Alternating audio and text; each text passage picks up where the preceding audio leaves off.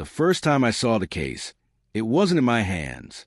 It was flying through the air and then disappearing into the river like it never existed. I still remember the sound. A dull splash, followed by a few ripples that spread out under the moonlight. And right after that, silence. The kind of silence that feels wrong, like the world is holding its breath. I should have turned around. I should have told myself, not my business. But the truth is, I already knew it was my business, because the person who threw it wasn't a stranger. It was my sister-in-law. Her name was Lena, my wife's older sister. The kind of woman who could smile while she was cutting you down. The kind of woman who always had a plan, always had a reason, always had an excuse ready before you even asked the question. And that night, she didn't see me. I had stepped outside because I couldn't sleep. My wife, Maya, was already in bed. We had another one of those quiet arguments that wasn't really about dishes or money, but about the tension in her family that never went away. So I walked into the backyard to clear my head. That's when I noticed a car parked near the edge of the property. Lena's car, the same silver SUV she always bragged about. The engine was off. The lights were off, but she was there. I saw her near the riverbank behind our house. That river ran along the back of the neighborhood like a dark ribbon, slow-moving but deep. People fished there sometimes. Kids threw rocks into it. Nobody threw a locked case into it. I watched her carefully. She looked over her shoulder twice, like she was scared someone was watching. Her hand was shaking just a little. And then she dragged out this black hardshell case, like something you'd use for expensive camera gear or tools. Something heavy. I could tell it was heavy because she struggled to lift it. She gritted her teeth, whispered something to herself, then hurled it into the water. It didn't float. It dropped straight down like a secret with weights tied to it. Lena stood there for a few seconds, breathing hard. Then she turned around and walked back toward her car like nothing happened. And I just stood in the shadows, frozen.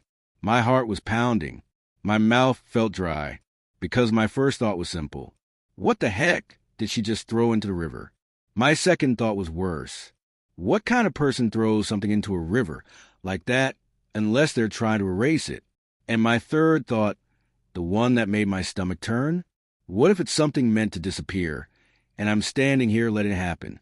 I waited until her car pulled away. I listened until the sound of her tires faded.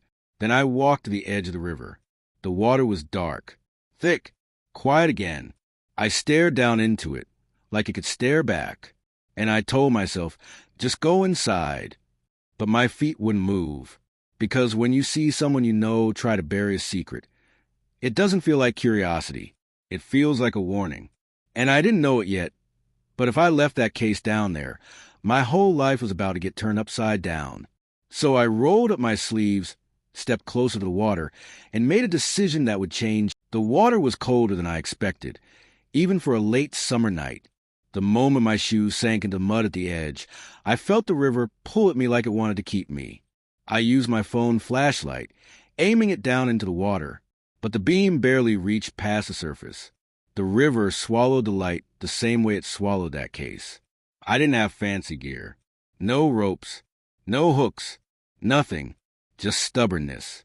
I stepped deeper, one slow step at a time. The mud sucked at my shoes.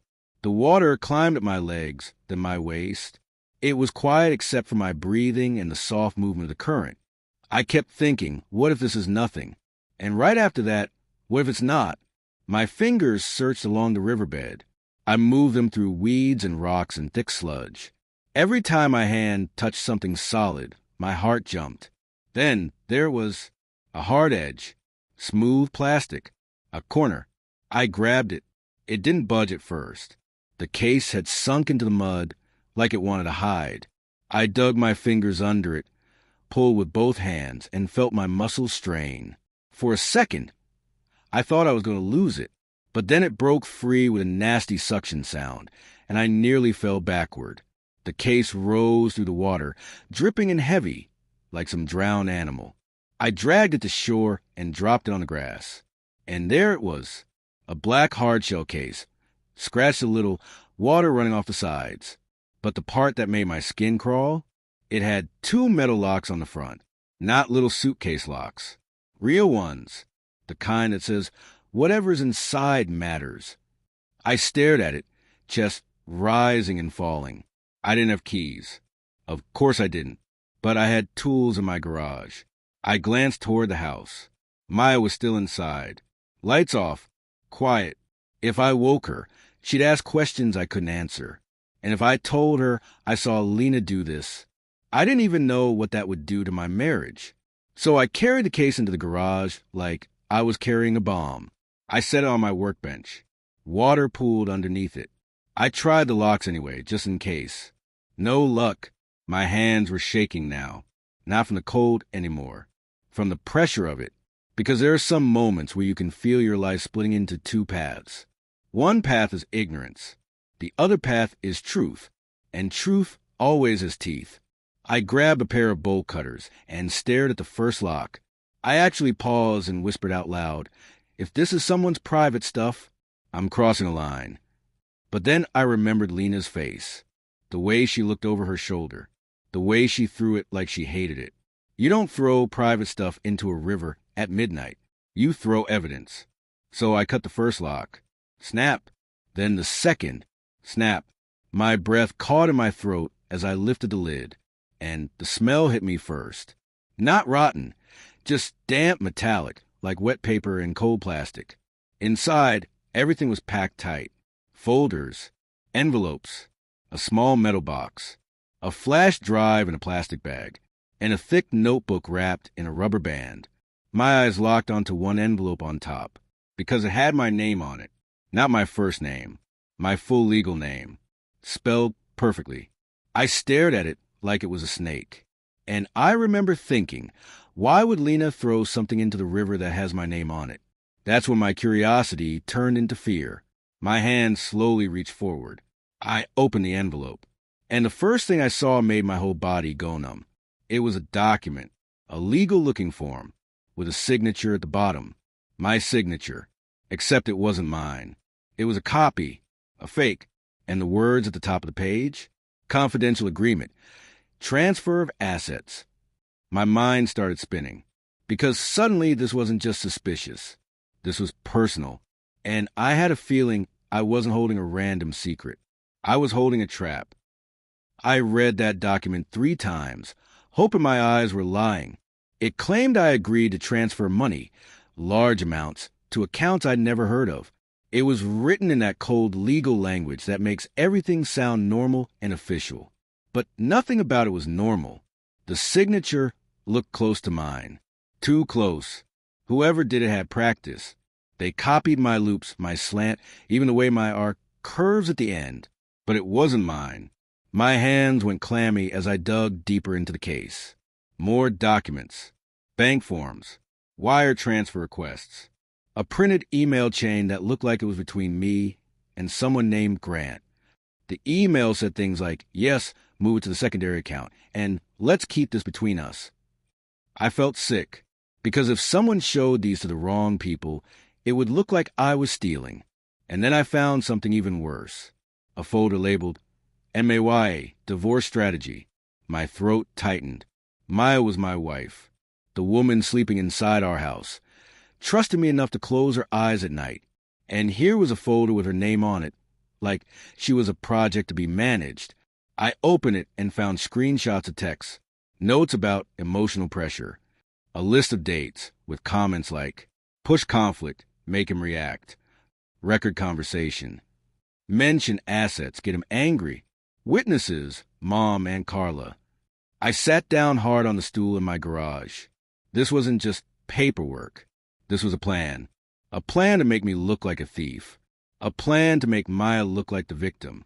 A plan to destroy my life without ever laying a hand on me. I kept reading, desperate for some kind of explanation that made it less evil. Then I found a notebook. It was handwritten, small neat letters. The first page had a heading, steps, and under it, in bullet points. 1, get him tied to transfer. 2, create proof of motive. 3, make him look unstable. 4, if he refuses, pressure Maya. 5, if needed, dump package. I blinked fast, like that would make the words change. Dump package. My stomach dropped. The case. This case wasn't supposed to be found. It was supposed to be gone. But why? Why throw away your own weapon? Unless the plan had shifted. Unless something went wrong. I dug through again and found a flash drive, still sealed in plastic. Beside it was a tiny metal box with a key taped on top. I opened the metal box. Inside was a burner phone and a folded piece of paper with one sentence written in black ink. If he finds out, blame him first. I stared at that line until my eyes burned. My mind raced back through the last few weeks. Lena had been around more often than usual, dropping by unannounced, making comments about how Maya deserved better, asking weird questions about my job, about our savings, about whether my name was on the house. I thought she was just being nosy. No, she wasn't nosy. She was building a case against me. My chest felt tight. I tried to breathe normally, but air didn't feel like enough. And then the thought hit me. What if Maya knows? That was the scariest question of all. Because if my wife was part of this, then everything I thought I had was fake. I wanted to march inside and wake her up right then. But something told me not to. Not yet. Because if Maya was innocent, I needed to protect her. And if she wasn't, I needed to protect myself. So I did the only thing I could do. I took pictures of everything. Every page. Every signature. Every note. Then I sat there in the dim garage light, listening to the house stay quiet. And I realized something that made my blood run cold. This wasn't just Lena trying to hurt me. This was Lena trying to replace me. Because buried in the paperwork, in between the bank forms and fake emails, was one name that kept showing up again and again. A man named Evan. And I knew that name. Evan was the old family friend Lena always brought up. The one she said was so responsible. The one she always compared me to. The one Maya used to date years ago. And suddenly it made sense why Lena wanted me gone. Not because she hated me. Because I was in the way. The next morning, I acted normal. That might sound crazy, but when you're sitting on a secret like that, you don't just explode. Not if you want the truth. Not if you want control. Maya kissed me before work. She asked if I slept okay. I stared at her face, searching for cracks. Any sign of guilt. Any sign she was hiding something. But she looked tired. Soft. Real. That made it worse, in a way. Because I couldn't tell if she was innocent or just a really good actor. I told her I had a rough night and needed coffee. She nodded, squeezed my hand, and walked away. And I stood there thinking, how do you love someone and still suspect them? Later that day, I did something I never thought I'd do. I went to see my father-in-law's old lawyer. My wife's dad, Mr. Hale, had passed away about a year ago. He left behind a small property portfolio, some investments, and a family business that Lena had helped manage. At least, that's what she told everyone. I asked the lawyer if he could talk privately. I didn't show him the whole case yet. I just asked questions about asset transfers, about signatures, about whether anything had been filed recently with my name involved.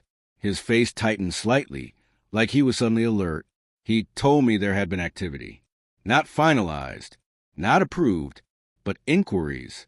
My hands clenched. I asked, could someone do this without me? He said, they can try, but if it's forged, it falls apart under scrutiny. That word, forged, hung in the air. I thanked him and left, my mind racing. That evening, Maya told me her family was coming over for dinner. I almost laughed, because of course they were. Her mother, her aunt, and Lena, the same Lena who threw the case into the river like it was poison. When they arrived, the house filled with noise and perfume and fake warmth. Lena walked in first, smiling like sunshine. "Oh my God, look at you," she said, hugging Maya. "You look exhausted." Then she turned to me. Her eyes flicked over my face like she was scanning for something. "Hey," she said casually, "how have you been?" Her voice was friendly, but her eyes were sharp. I forced a smile. "Good. You?" "Busy," she replied. "You know how it is. Family stuff. Family stuff." I wanted to scream. Dinner was torture. Everyone laughed. Everyone talked over each other. Maya's mom complained about neighbors. Her aunt told a story about someone's wedding. And Lena kept watching me. Not openly, but in small moments, when she thought nobody noticed. The moment I reached for my water glass, the moment I checked my phone, the moment Maya left the room. Finally, I couldn't take it anymore. When Maya went to bring out dessert, I leaned toward Lena and said quietly, "I saw you at the river last night." Her fork froze. It was just for half a second, but I saw it, the tiniest break in her mask. Then she laughed, a light little laugh like I was joking. "What are you talking about?" "I was outside," I said. "I watched you." Her eyes narrowed just a bit. "You watched me?" "Yes." Her smile tightened. "Okay." And I stared at her. "What did you throw in?" She leaned back and crossed her arms. "You've got a wild imagination." I kept my voice calm. "I'm not imagining it." She leaned forward slightly, lowering her voice. "Careful," she whispered. "You don't want to start something you can't finish." My blood went hot. I looked around. Everyone was still talking, laughing. Maya was still in the kitchen. And Lena, this woman who smiled like a sister, was threatening me at my own table. I leaned in closer. I think I already started it. Her eyes flicked downward, like she was thinking fast. Then she stood up suddenly. "I need the bathroom." She walked away quickly. And as she passed the hallway, I noticed her hand sliding into her purse, like she was checking if something was still there, like she was making sure the missing case hadn't followed her home. That's when I realized. Lena didn't throw the case away because she wanted it gone. She threw it away because she thought I'd never find it. And now she was going to change the plan. That night, after they left, I didn't sleep. I kept replaying Lena's whisper in my head. Careful, like she had power, like she knew she could ruin me any time she wanted. I waited until Maya climbed into bed and turned her back to me. Then I quietly got up and walked into the living room. I sat on the couch, holding my phone, looking at the photos I took in the garage. Fake signatures, divorce strategy notes, my name on documents that could destroy my career. And then I thought about Maya. What if Lena had pressured her? What if Maya had no idea? Or worse, what if Maya knew and stayed silent? I didn't want to guess anymore. So the next morning, I made a choice. I told Maya we needed to talk. No phones. No distractions. We sat at the kitchen table. Sunlight came through the window like everything was normal.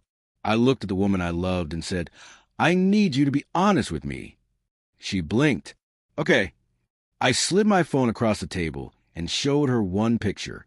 Just one. The folder label, MAY Divorce Strategy. Her face changed instantly. The color drained. "What is that?" she whispered. I watched her eyes move across the screen like the words were burning her. Then she looked up at me, shocked. "Where did you get this?" I took a breath. "Your sister threw a locked case into the river." I pulled it out. Maya's mouth opened slightly, but no sound came out. I didn't stop. "It's full of forged documents with my name, bank transfers, fake emails, notes about pushing me to react." Her hand started shaking. "Maya," I said softly, "did you know about any of this?" Her eyes filled with tears instantly. "No," she whispered. "No, I swear." I held her gaze. "Then why is your name on it? Why is there a plan about you?" She swallowed hard and looked down. And in that moment, I saw something I hadn't seen in weeks. Fear. Real fear. She wiped her cheeks quickly like she was embarrassed to cry. "She's been pressuring me," Maya admitted. Her voice was small. "For months." My chest tightened. "Pressuring you to do what?" Maya hesitated, then whispered, "To leave you." I felt like someone punched the air out of me. "To leave me?" I repeated. "She says you're controlling, that you're holding me back, that you don't deserve the family business. That dad would have wanted someone else. Someone else. Evan." Maya covered her face with her hands. I told her no, over and over, but she keeps coming, keeps talking, keeps twisting everything. I leaned forward. "Did she ever ask you to sign anything?" Maya froze. Slowly, she nodded. My heart sank. What did you sign? She looked horrified now, like she wanted to run. She said it was just paperwork, she whispered. Stuff to finalize Dad's estate. She said it was normal. I tried to keep my voice steady. How many times? 2, she said. Maybe 3. I didn't read everything. I know that was stupid. I reached across the table and took her hands. You weren't stupid. You trusted your sister. Maya started crying harder. I didn't want drama. And she always makes it sound like she's protecting me. I swallowed the anger rising in my throat, because now it was clear. Maya wasn't the mastermind. She was the tool. Lena was using her, and using her signature, her access, to build a story that would destroy me and pull Maya away. I sat back and exhaled slowly. Maya, I said, your sister is trying to set me up. Maya nodded, crying. I believe you. Then she whispered something that made my skin crawl. She told me, if I didn't cooperate, she would tell everyone you were stealing. She said she had proof. Proof. The case. The forged papers. The fake emails. She had built a weapon, then tried to sink it, but she hadn't finished. And now that I'd found it, she couldn't risk it being used against her. So she'd do the only thing people like her do when they're cornered. She'd attack first. I looked at Maya and said, we're not just defending ourselves anymore. Maya's eyes widened. What do you mean? I leaned closer. We're going to expose her. I said, clean. Legal. No games. Maya swallowed hard. She's my sister. I know, I said, but she's trying to destroy your husband. Maya stared at me for a long moment. Then she nodded. And in that moment, I knew the story wasn't going to end with me drowning in Lena's lies. It was going to end with Lena drowning in her own. Revenge doesn't have to be loud. Sometimes the best revenge is quiet. The kind that sets a trap and lets the truth do the damage. Maya and I agreed on one rule. No screaming matches, no threats, no messy drama. Because Lena wanted drama. She wanted me to look unstable. So we did the opposite. First, I made copies of everything. Digital copies. Printed copies. Backups on 2 different drives. Then we took the flash drive to a professional. Someone who could safely pull data without changing it. The lawyer connected us to a tech specialist who handled digital evidence. When the specialist called us back, his voice was serious. That drive is loaded, he said. Emails, recorded calls, draft documents. It looks like someone was building a fraud file. Maya's hands trembled again. Against him? Yes, he said. Against your husband. Then he added something that made my stomach flip. There are also messages between your sister and a man saved as E. Evan. The specialist sent the files to our lawyer. The lawyer reviewed them and told us the next step. Don't confront her yet, he warned. People like this, when they know you have proof, they get desperate. They try to spin it. They try to destroy more. So we set the stage carefully. Maya asked her mother for a copy of her father's old estate paperwork. She acted casual, like she was just organizing family records. Meanwhile, I ran a credit check on myself and found something strange. A new business account inquiry, under my name. I hadn't opened anything. Someone was preparing to create a financial trail that looked like I was moving money around. Lena was still building the trap. So we moved faster.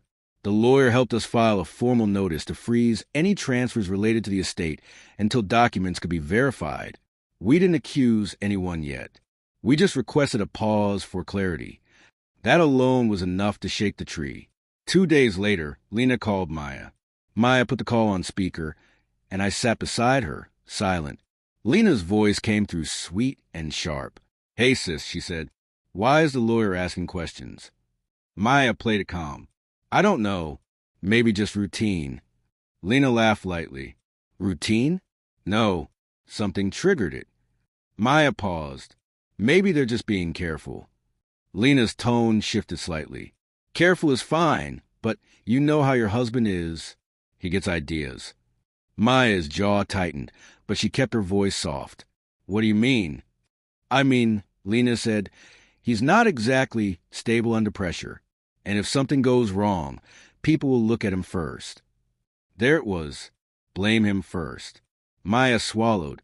Lena, are you saying he would steal? Lena sighed dramatically. I'm saying I've seen men like him.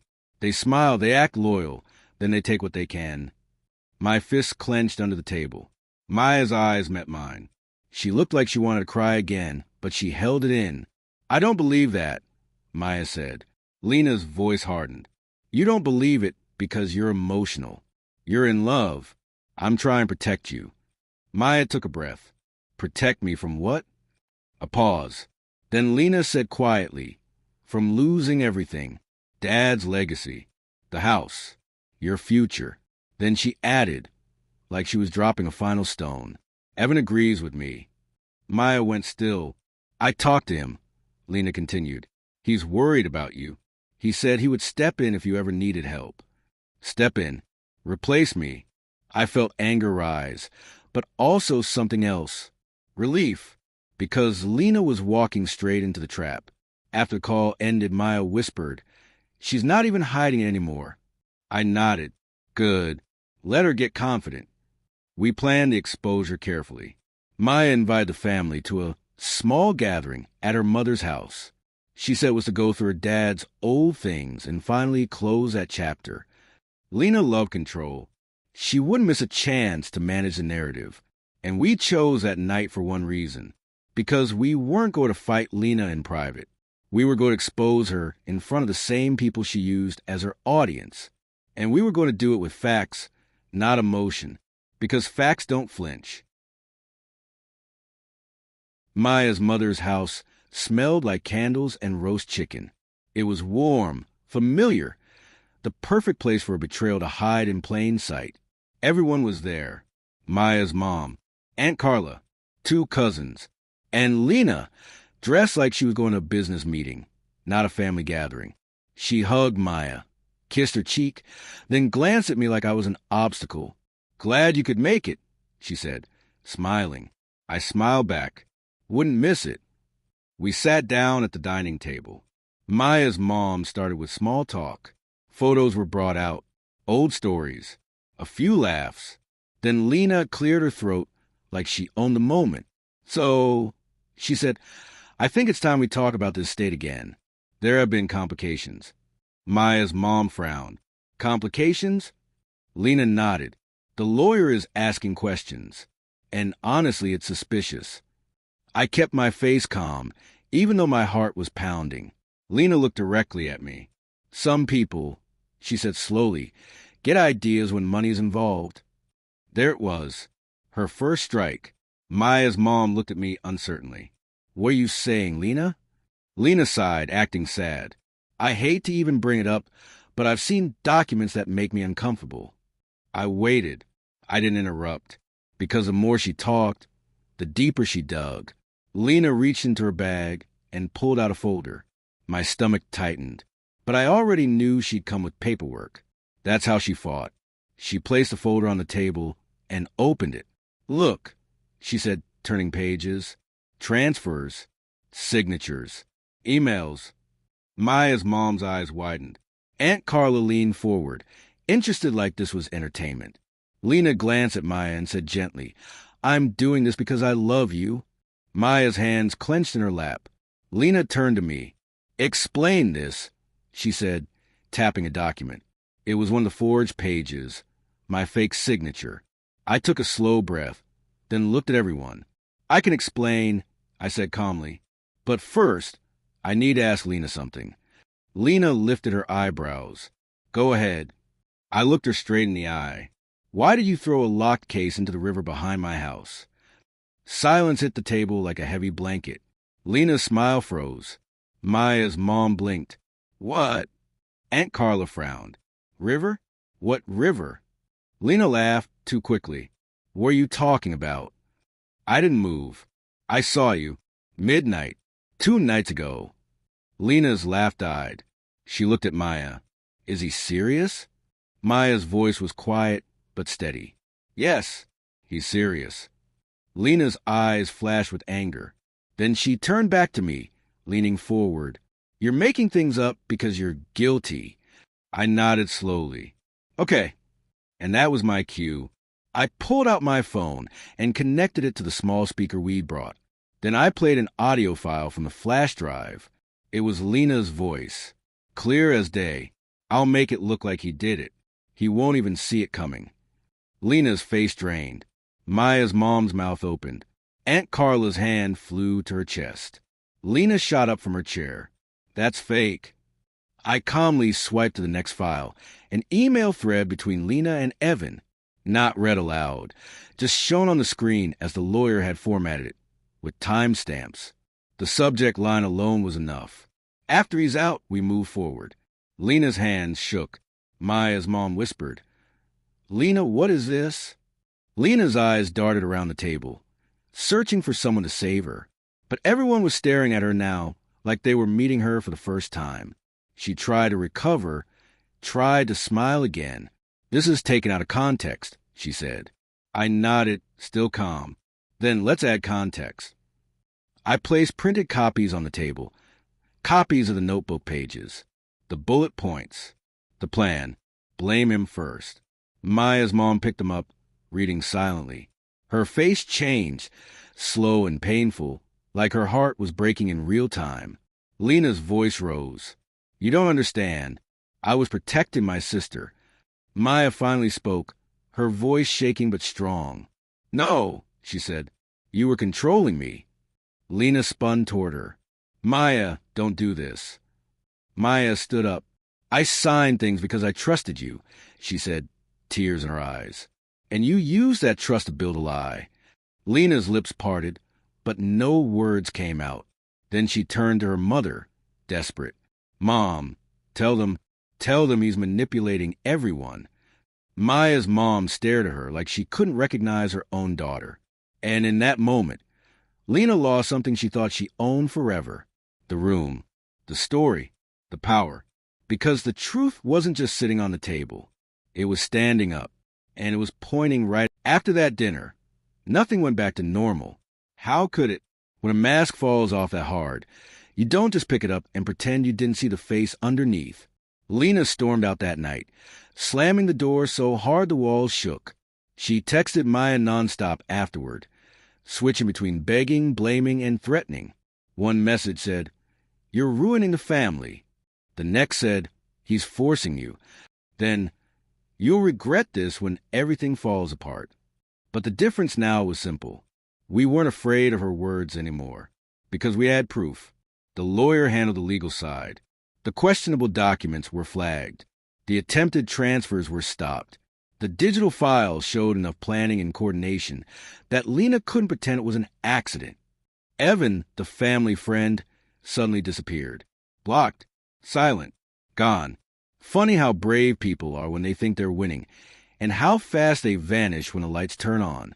Maya's mother cried for days. Not because she didn't love Maya, because she realized she didn't truly know Lena. And that pain, that kind of betrayal inside a family, it doesn't heal quickly. Maya and I went through our own storm too. She kept saying, I should have seen it. And I kept telling her the truth. No, you were loyal.